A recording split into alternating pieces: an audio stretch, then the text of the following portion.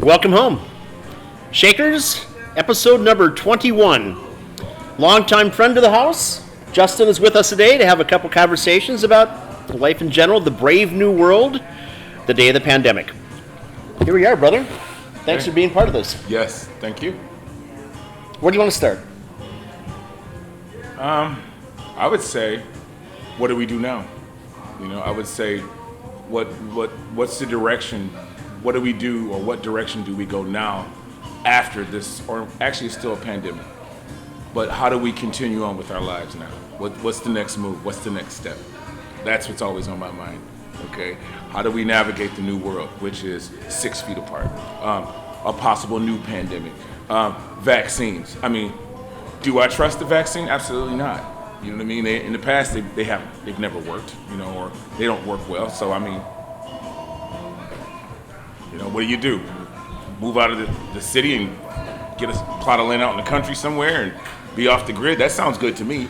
Not possible right now, but that sounds like a future plan. But I don't know. It's a tough call. I agree. My personal thought is that we will never have the sense of normalcy that we've enjoyed for the past 50 or 60 years. No. It's all gone.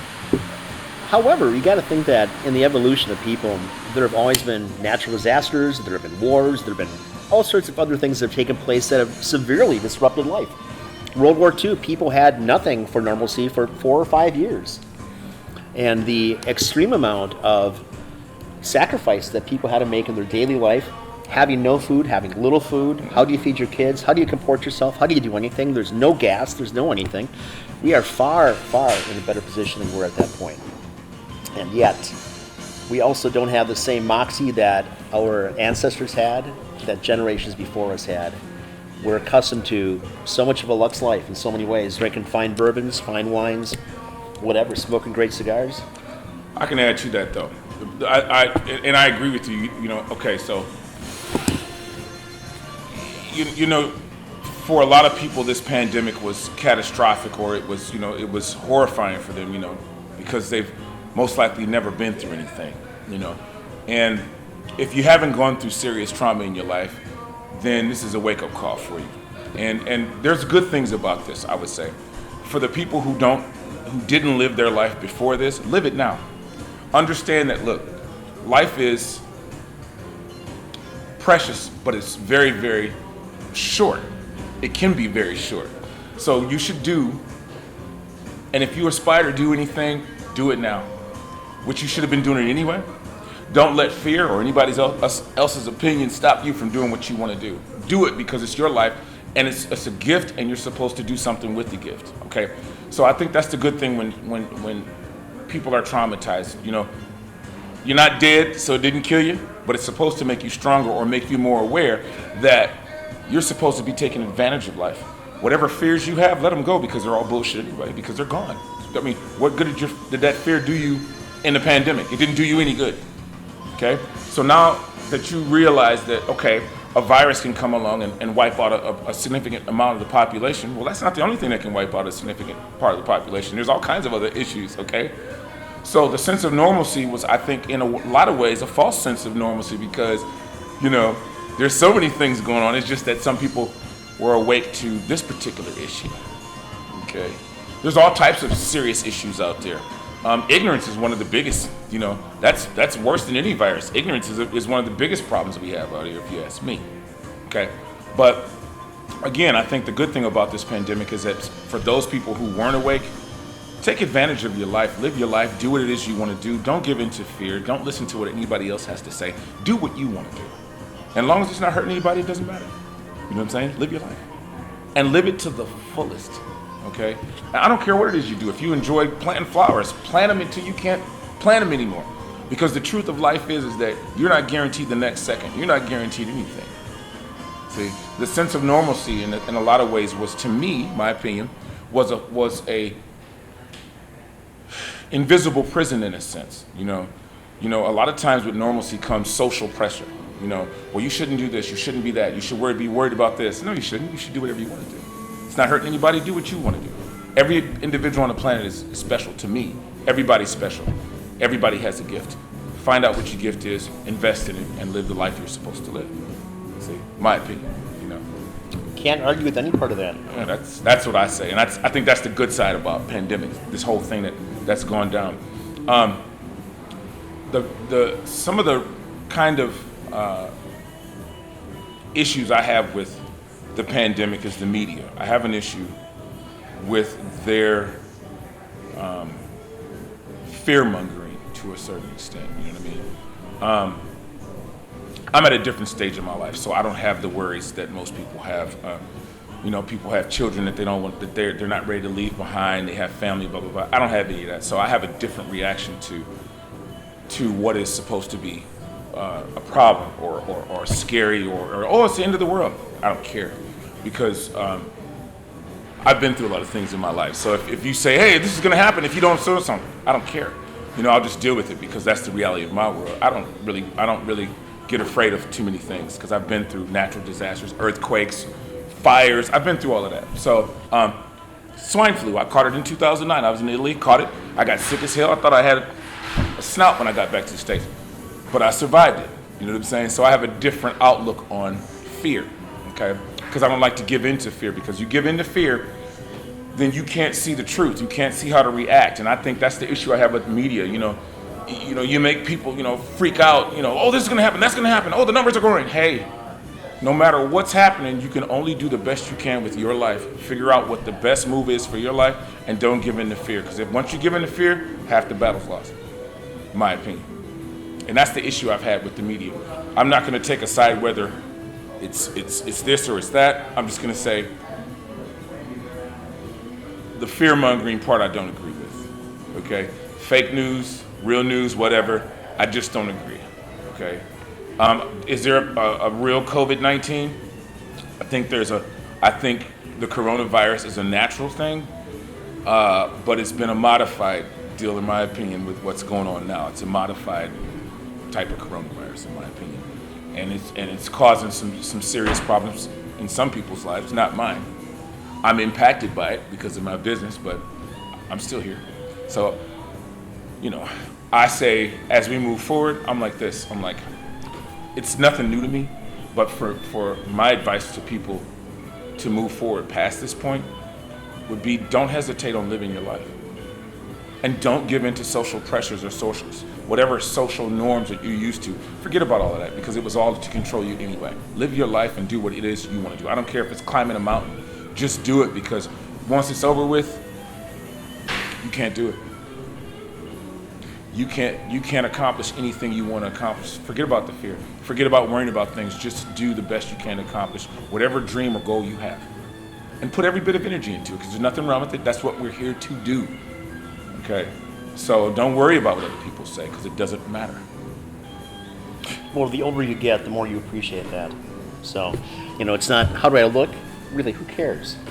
How it matters to you, how you feel, that's everything. And if there are positive things, and there are from every situation, the positive things to come out of this pandemic, I've realized, obviously, Shakers is closed down now as well, Hangman Tours is closed down now, but we're able to separate the chaff from the grain as far as our labor pool goes. So if we began this with 30-odd people on staff, we may now have 15 people left. And there are people that have elected to stay at home to get the benefit of unemployment and the stipend that they're waiting for as well. And, that's all fine and dandy, but at the end of the day, that is going to be self-limiting. And that's going to run out. And where are you? You are less than you were going into this, because you don't have the skill set that you had prior to that. You are so accustomed to someone else taking care of you that you don't have the gumption or the ability yourself to work, to function, to comport yourself. So we have some people now that just don't want to come back, because they just want to lay in the grass. Well, you know what? That would work for the fascist mindset, because, some people say that this pandemic is the end of capitalism and the beginning of communism, in a way, because of the stimulus that they're passing out and all of the support. Which I'm like, okay, whatever you need to take care of your people, do what you got to do. I'm not a type of person who, because I don't count for pretty much anything, because I live, I come from the old school. Fight for what you need to fight for, right. And if you don't have anything, find a way to get it. Okay, but that's my world. People have forgotten that. Okay, so, and that's okay. No judgment, no shade. But if you don't understand, if somebody's going to hand you something, there is nothing in this life for free. And if somebody says, I'm going to give you so-and-so, I don't want it, because what's the catch? Yep. And so, there's nothing for free, okay? And so I understand people are in a hard time. Take the money, do what you got to do. But the lesson, if the lesson of all this is to stay awake. If you weren't awake before, understand now, open your eyes and understand that you have to take your own responsibility for your life and understand that the way that you got your money or survived before, maybe you shouldn't let somebody decide your future. Maybe you should work extremely hard to figure out your future, because after all, it is your life. And it is your responsibility to make it what it is, because regardless of what anybody has to say, every human being is responsible for their perception. If your perception is warped, fix it. But in this pandemic, the perception, I would hope you would have a perception of, oh shit, wait a minute, I can't afford to do this. Oh my God, my life was shut down overnight because of this pandemic. Now what do I do? Well, as we get back to whatever is some type of normalcy, maybe you should stay on your hustle and understand that it's all about survival. Survive, and don't wait for somebody to hand you something. Go and get it. Those are the difference. That's the difference in people to me. Either you're going to go get it or wait for somebody to give it to you. Now, if you're going to wait for somebody to give it to you, then fine. Depend on the government. No shade. I'm not going to say anything negative about it. However you choose to live your life, live it. But here's the problem with that. What happens when the government can't provide? Then what do? See, now you're used to waiting on, oh, that money will be in on the first. Oh, that money will be here. Good for you. No shade. But what happens when they cut it off? Because you know what? They can, as far as I'm concerned, the government has enough things to worry about. Yep. So, so should they worry about feeding you? So my thing is this, maybe they should, I don't know. I'm not part of that, because I would rather go without before I take a handout from somebody, because ain't nothing free. Okay, but that's me. I don't have children, I don't have family, it's just me, so I can do that. So I understand people doing what they need to do what you gotta do to survive. But hopefully you'll wake up and realize you need to take your future. There is an absolute limit to everything in life, as you're saying. Put your future in control your future. Just like the amount of money that the government is spending right now, is providing for people, is creating money. If we don't stop this at some point, it's going to be like Venezuela. And then to come back from that is going to be a real tough challenge. As I was saying, and not to beat this into the ground, but Venezuela has been in terrible condition for the past 25 or 30 years. Mm-hmm. So, and I've had the opportunity to be in Cuba, and they really have taken Chavez and made him into this demigod there, right? And from my perspective, just the guy on the outside, he has done more to destroy that country than any other person probably could. Now, what's going to happen? I mean, these people are suffering. You can have wheelbarrows full of money. It's almost like in Italy with lira at one point, which has no value whatsoever. Mm-hmm. And they're trying to go to other places, obviously, and sometimes they're being rebuffed by Colombia now, for example. They're getting into Brazil, getting into all sorts of situations, and desperate people do very desperate things. Whatever you need to survive mm-hmm. and provide for your family is what you're going to do, right? So it's beyond social unrest. Now, I understand social unrest, and let me just kind of switch gears a little bit. I've got a significant problem with any number of these, in my mind, morons that show up to protest things with their AKs, with their ARs, I've got 6 different weapons on me. What are you at war with? We're at war, really, if anything, with a virus in this pandemic. We're not at war for something else. This is not about Second Amendment rights. And this certainly is not a situation where people need to have fully automatic weapons. As much as I like guns, that's ridiculous. So I think that we have strayed, and we continue to stray as our society becomes more frayed, and there's much less connectivity, because you don't have solid parts now. You've got these things that are just like this. You're trying to patch things together. And we're just going the way wrong direction. And during our break, we talked momentarily about Fauci, and if you want to pick that up, I think that'd be a great place. Okay, I'm gonna say, let's use Fauci as far as leadership. Okay, I think what is Venezuela, failed leadership. If you look at, let's go back to the Great Depression. Okay, failed leadership to a certain extent, mm-hmm. but what turned the Great Depression around is the labor unions. Mm-hmm. Okay, because the corporations were afraid of revolution, right? Mm-hmm. So they paid, they did this, they did that. There's nobody today to revolt. There's no labor organizations to revolt. Clinton changed that with NAFTA. He took the middle class out with NAFTA. Him and David Rockefeller. Okay, Fauci.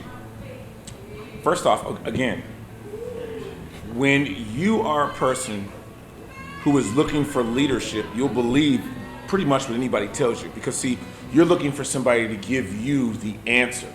You're looking for somebody to lead you.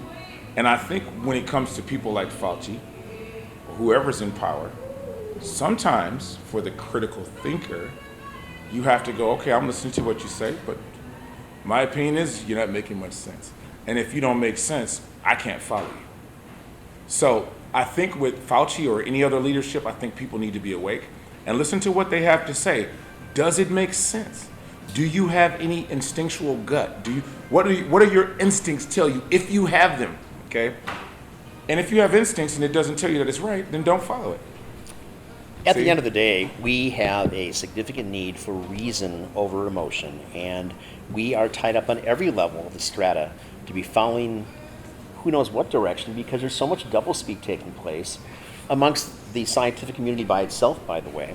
And you have to follow then the money. Who's paying whom off? Who has contracts with who? Whether it's Big Pharma or somebody else. And again, during the break, we talked about WHO and CDC.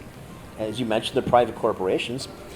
And obviously, they're being paid. They have other concerns beyond just the science of the matter. I personally think that we should separate our ties with the WHO and treat them almost like the UN, which is, from my perspective, been really useless for the past 30 years.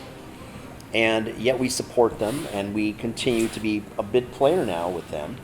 And it's not for the betterment of not just us as Americans, but for people overall. There's a private agenda taking place somewhere, in my perspective. Well, you talk about, okay, UN. Anytime, if you're familiar with the teachings of Madame Blavatsky and Alex Bailey, the UN basically is pretty much following their teachings. You know, they got a big library. They have a meditation room there that has the future for mankind. If you go and you can YouTube it, and the future for mankind is slavery as far as the UN is concerned. And that's a globalist agenda. It's an elite agenda. And for me, when it comes to United Nations, what was it before United Nations? Around World War, what was it? It was the League of Nations. The League of Nations, yeah. And that failed. Okay, so they rebranded United Nations. They're all kind of somewhere on another planet. But back to leadership, I think when it comes down to people making a choice for themselves, if leadership has failed, then what does that mean? That means that you have to be proactive about making the right decision for yourself and your family. And double speech is part of the political agenda. It's designed to make it so that you have to read between the lines. Double speech takes critical thinking, and most people don't have critical thinking skills. And that's the problem, because see, Rockefeller said it himself. He doesn't want a generation of critical thinkers. He wants workers. See, because critical thinkers can say, BS, not going that route. So I think what we need are people to wake up and start to really think about what the agenda is. Who's benefiting from what? What's going on? Ask some questions. Do your own research. Figure it out. Because leadership obviously can't help you. Because they can't help themselves, it seems. Well, that ties into term limits in my mind, because if you have people that are only there for 4 years, 8 years as a max, they have much different agenda than somebody who's concerned about running on a regular basis. Who's going to support him? Who's going to make the contributions? What the real agenda is. And you look at Fauci, though he's not elected necessarily, he is just ingrained in the system. He's worked for, is it 4 presidents or 5 presidents now? Yeah, he's been there, behind the scenes. Too long, way too long. Well, you know what behind the scenes means. He's like a Wizard of Oz in a sense. The Green Curtain. But that's again imperative to us as the people. As we have this republic, we are the ones that vote in people to represent us and our views in this pseudo-democratic society that we have. And the failure really is, again, we've been bantering about this for 20-odd, 30 years, is that we have dumbed down education. Because we don't want critical thinkers. You want those people that know just enough they can follow the instructions. Follow the instructions. Yeah. Everything is. Yep. We have to get out of that mindset. Well, compartmentalization is control. See, because the top doesn't want you to know what's going on in the bottom or the middle, or and so I don't agree with it. I don't come from that background. I come from the hard hardback around surviving the best way you can. So I don't have a respect for somebody who says one thing out their side of their mouth and another thing out the other. You know what I mean? I'm not gonna. It doesn't jive with me because I can smell a snake. I can sense a snake from a mile away. But most people don't have that anymore. Nope. And that's the problem with leadership. You're gonna lead these blind. It's the blind leading the blind. You're gonna lead these people down a wrong path, and people are gonna buy into it to their detriment. And that's the issue I have with leadership. And leadership starts in the family. I come from a failed leadership. I realized a long time ago, when you come from failed leadership, you make the choice yourself. You never could lead because you didn't take the responsibility of leadership. Fine. No hate, no judgment, but guess what? Your voice has been silenced because you failed to lead. Mm-hmm. So I think people have to figure out who in their life that they can listen to and make some sense. If the political leaders aren't making sense, turn it off. And we talked about localization. Localization gets rid of all of that. You work together as a community, you work together, and if it makes sense, you do it. If it doesn't make sense, you go like this. I'm sorry, it just does. I don't buy it. Okay. See, and so the Indians, the Native Americans, they always had the elders, right? The elders would make the choices because they've had the experience. So they go to the elders and say, "What do you think? I don't trust these people. We got to get away from them, or I trust them, or I don't." You know what I mean? Where are ours? Where's that leadership? Where do we go? It's non-existent, really. There you go. Yeah. And I think that's the problem. I think people are afraid. They don't know where to turn, and they don't know what to do. Hence, mass hysteria. I've made a career of being not beholden to somebody else. Yes. And you got to create your own path. You got to find a way to make things work. You have to endeavor to pull everything you can out of yourself to do something. And if you're not going to, then you are one of those people. You are the mass. The vox populi is the voice of ignorance, after all. There you go. There's nothing new with that. And then you combine it with the fact that we are very xenophobic as a people. We have great distrust of everybody else. We have contempt for other people that are different from us. Your skin color, your height, whatever it might be, your eyes are different, whatever. And people have great dislike for things. We have to find a way to treat people like people and to get along, but think about a much bigger picture than we are right now as well. Well, okay, so when you talk about a division of peoples, who does that division benefit? See, now when you talk about a dislike, the xenophobia benefits the power structure. Because the first thing you do to control a population is divide and conquer, right? So if you tell this people over here who has bigger noses than the people over here who has thinner noses, or their eyes may have this or that or that, now you can create you can create separation, and it makes it so that the population doesn't watch what the hand of control is doing. Now, if you understand that, I don't have time to have an issue with who you are and what race you are. I only have time to survive, so I don't care. But most people they'll buy into, well, he's this, he's that. Hey, man, look, business is business. Are you going to pay for the product or aren't you? Or, hey, I need you to pay for this service. And I don't care what color you are, pay for the service, okay? Get past all of the BS, because once you get past division, you can see other things. And that's the first trick of control. Divide everybody so that they distrust each other. See, unity takes away control. See? Because at the end of the day, we're all flesh and blood. We're all gonna die. It's just a matter of time. So I don't have time to worry about some other race or this and that. I want to live my life, and I want to live it to the fullest, okay? But most people don't understand that if you buy into that xenophobic attitude. I had a person call me out of my name and call me some things that were racially, wrong, and I laughed. I'm like, you have to do better than that, because guess what? It just doesn't work anymore. It just doesn't matter what you think. Don't you understand that the human race is we have to survive as a race. It's about us surviving as a race. I don't care what you think about other races. At the end of the day, we're all human. And I think what's on the agenda here is our survival on this planet. Okay, that's the real agenda. Okay. Well, my opinion. As I talk about on my radio program as well, I honestly believe that in a very short period of time, we are going to be supplanted first by automatons, And then by just artificial intelligence is going to be running its own game anyway, and it's not going to need us. It can construct itself, it can tune itself up, it can create anything it needs to create, right? So as far as us going forth into the universe, I don't think we should. I think we're too toxic of a people right now. Send the droids, for God's sakes, if you got to send something. Don't send us. Find a better way for us to exist and coexist on this little rock that we're on than that. That's again, my thought. But you're speaking of the transhumanist agenda.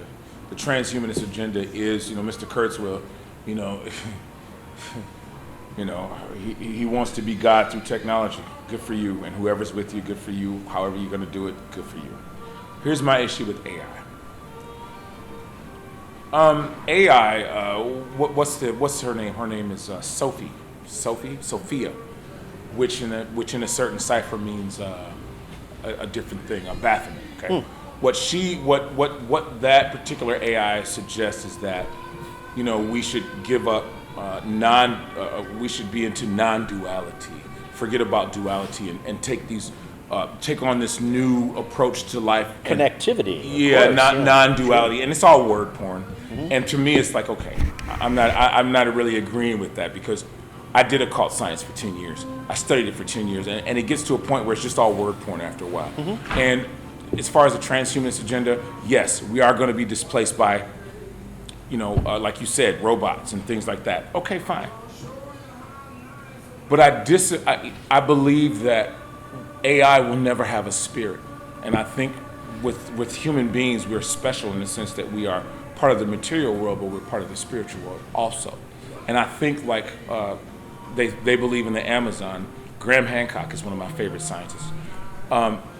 He went to the Amazon and did ayahuasca, but the people there say the problem with the West is that they've forgotten spirit. And I think that we have forgotten spirit. I think that's one of the biggest issues. You can fight in spirit. You can fight back in spirit. It's very powerful, but people don't believe it anymore because they're all caught up in the material world, in my opinion. And that will shut down AI when you understand that as human beings, we are material, but we're also spirit, and you need to invest in both. In our society, men are all but obsolete. Yes. And women have been working in this direction since the 1970s, whether they're aware of it or not. But men have been demonized at some point, yes, and just then trivialized, and yep, we're a second thought. I know. And so women don't need men for so many things. They've got dogs everywhere, for God's sakes, and they have all sorts of toys, and they've got each other, and occasionally perhaps a man, but they really don't need men anymore. But they're also realizing that they themselves, or maybe they're not quite realizing yet, but they themselves are going to be obsolete in a short period of time as well. So in much less time than it took for us as men to become obsolete, women themselves are obsolete. The automatons, the robots, the AI or something, that's our future at this point, unless we find a way to kind of wrest control back from that, which I don't see happening in the near future. But you know that feminist movement was an agenda. You know that the agenda is there's a depopulation agenda. So now if a woman says, I don't need a man, I'll tell a woman in every instance, I need you because I love you. But now, we all have roles to play, okay? Now you can look at the lions. Look, the lionesses are fierce. They do all of the hunting. They're amazing. But when the hyenas come around, who shows up? The male. He comes through and he kills all the hyenas, right? And he keeps things safe. So everybody has a role to play. I tell females, I'm a feminist. Good for you. I'm not challenging you. I'm saying that we all have a role to play, okay?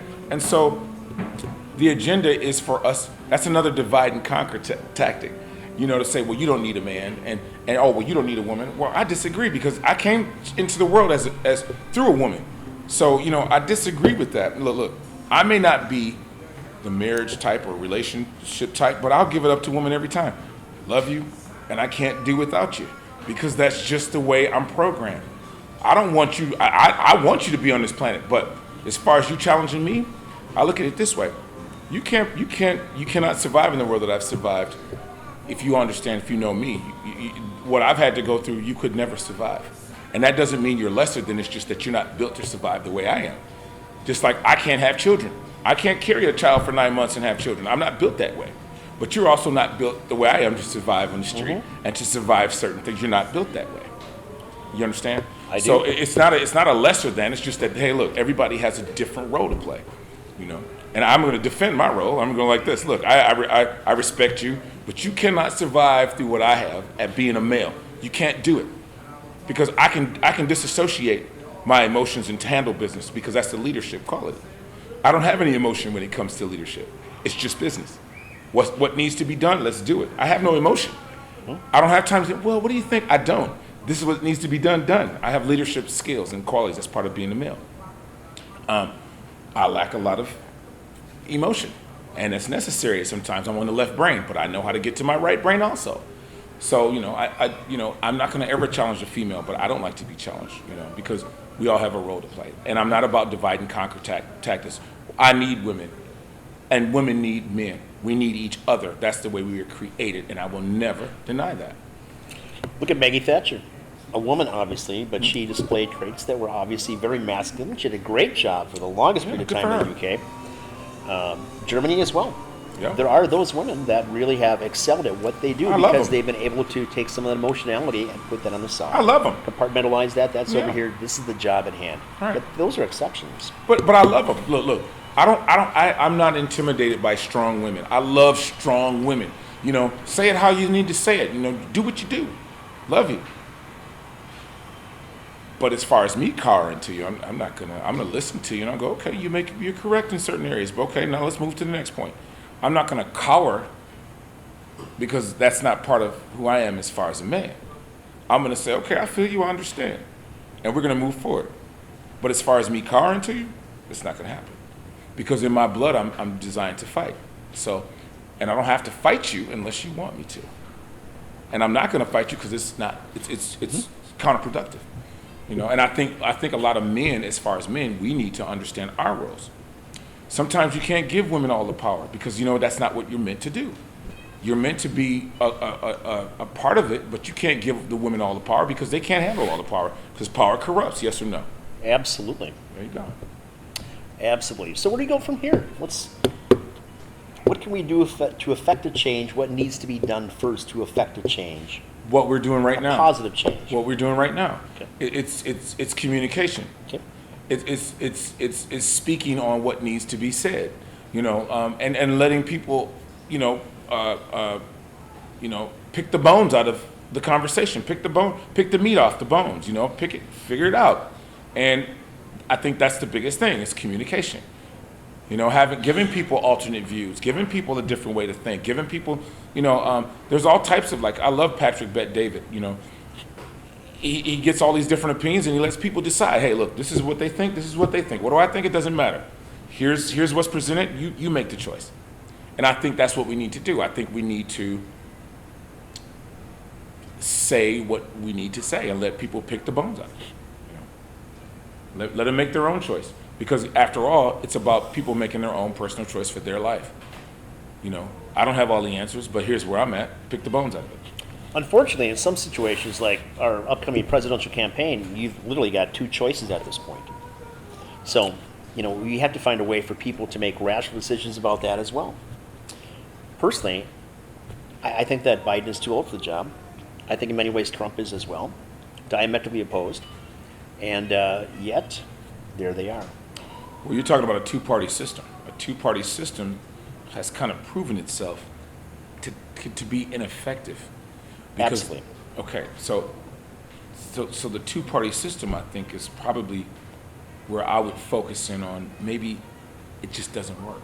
Okay, so here's the problem I believe with us as human beings. Okay, I think we have an issue. We lack a lot of knowledge to exist. We lack the knowledge to lead. We don't have the answers. I think that's the issue here. Okay, because I'll give you my personal point. I don't believe in either of the presidents because of the bureaucracy and the corruption and all the things that are going on. I don't judge it, but it is what it is. I do not look to those people for leadership. Okay. Now, there's people that would say, well, Justin, you're part of this magical thinking. You call it whatever you want. I can't listen to the dog and pony show anymore. So the two-party system is a broken system, just like law is a broken. It's a broken system. It doesn't work. Now, what's the answer? I'm not the person to say, because I don't possess that type of knowledge. But I can say this personally. I think, like I said before, I think that we miss spirit. Spirit is the issue. The spirit part of us is missing because we've all become material. That's my. I think we start there, but that's magical, you know. Well, that just goes back. We don't have reverence for age and experience. No. It's all about youth. It's Yeah. all about what we've created. The Hollywood concept. Whether it's the California Canning Barbie, whatever the case might be, that's what we objectify as being the epitome of what we all want to be, to a degree, right? Popular, good-looking. Doesn't matter what your brain is or how you function, but you want people that are popular around us. So we've lost track of really, I think, what's essentially important, and a big part of that is having no respect or reverence for elders, as the Native Americans still do, as the Japanese still do, as many cultures do, and yet we, as the reigning superpower, if you will, if we're even that, don't. Well, there's a thing about knowledge, right? We go back to the original story, right? It's the Bible story where they could do everything that they wanted to do, long as they don't eat of what tree? The tree of knowledge and good and evil, good or bad. So they ate of this tree, right? And so all of a sudden their eyes opened and realized that they were naked, and all the other issues that came after that. Knowledge is the problem. You have a big population that doesn't possess knowledge, and you have a small population that does.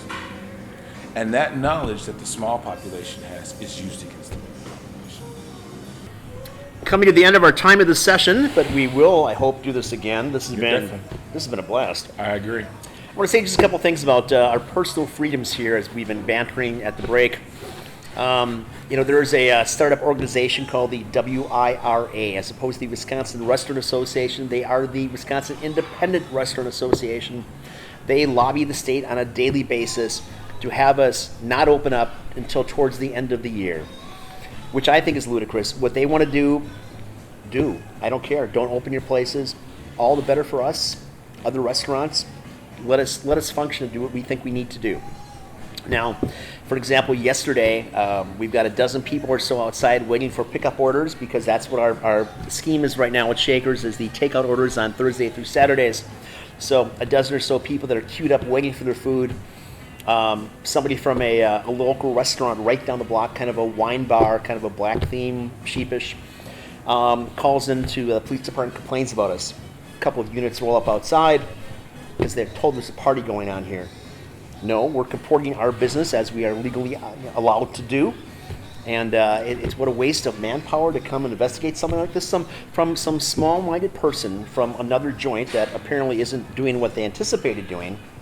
So they want to invoke or infringe upon our ability to comport our legal business, which just gnaws me to no end. So it's just like anything else that's taking place. If you had people that are more concerned about running their own operations, comporting themselves and running their own lives, and less concerned about what somebody else is doing and not being jealous about someone, we'd be much better as a people. No specific answers or cures for this. Mind your own business. Take care of yourself. That's right. And move everybody forward with that thought. And learn from other people. And learn from people that are, if somebody's doing something that's working better than what you're doing, ask them what it is that we can do what are you doing? Can you help us? There you go. Localization, help each other. Absolutely. If you're not doing well, what am I doing wrong? Let me change some things so I can do what I need to do. The more people in this area, on Restaurant Row here, the better for everybody. You create a vibe, you create something that people want to come and attend. If rather you are so concerned about dividing people because they're your customers or something, that's ridiculous. People go where people want to go. Well, let me ask a question. Let me ask an honest, serious question about this particular organization. If they want restaurants to open up at the end of the year, who's going to pay for? Are they rallying up support from the government to get you guys like restaurant stimulus checks, or what? I would have to assume that at some point is really what their motivation is. Get the government to pay for everything for us. Why work? Yeah. Not everybody's cut from that cloth to sit at home and wait. No. Thankfully, no. No. Well, hopefully, whatever they're doing, hopefully works out for them. Whatever it is, good for you. Excuse me, good for you. This has been a great session. I enjoyed the tears out of having you, and again, look forward to having you again. Justin, thank you, and cheers, brother. Cheers. Cheers.